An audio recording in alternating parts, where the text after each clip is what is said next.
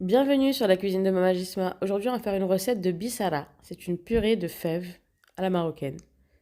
Donc pour les ingrédients, on aura besoin de fèves. Ici, j'ai 200 grammes que j'ai rincé et goûté.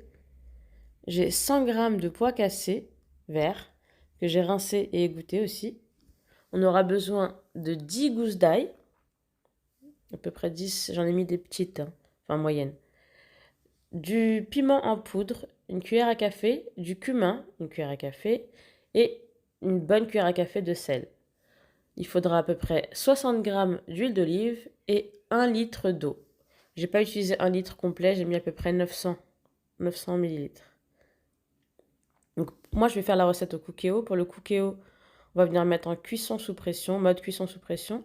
Je mets tous les ingrédients dans le bol du cookéo à froid. Je vais venir ajouter l'eau, le sel et le cumin, le piment et l'huile d'olive, je les mettrai à la fin. On ne les met pas tout de suite.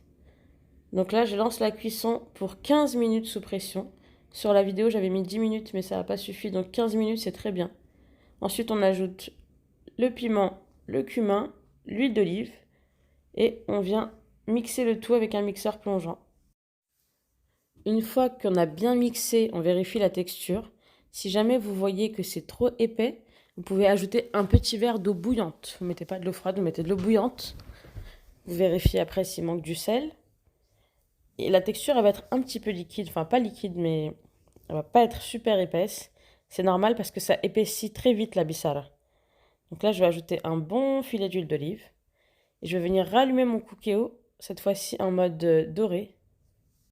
Et je vais venir la faire épaissir un petit peu. Je vais pas attendre jusqu'à la fin du préchauffage. C'est vraiment dès que je vois qu'il commence à y avoir des petites bulles, j'arrête de préchauffer. Parce que la bissara épaissit beaucoup. Donc je mélange bien. Dès que je commence à avoir mes petites bulles, j'arrête. À la fin, on doit avoir la texture d'une purée. Moi, je vais servir ça dans un plat. Je vais venir mettre un filet d'huile d'olive dessus, un petit peu de paprika ou de piment en poudre et de cumin pour décorer. Et c'est prêt. J'espère que cette recette vous a plu. N'hésitez pas à me dire en commentaire ce que vous en avez pensé.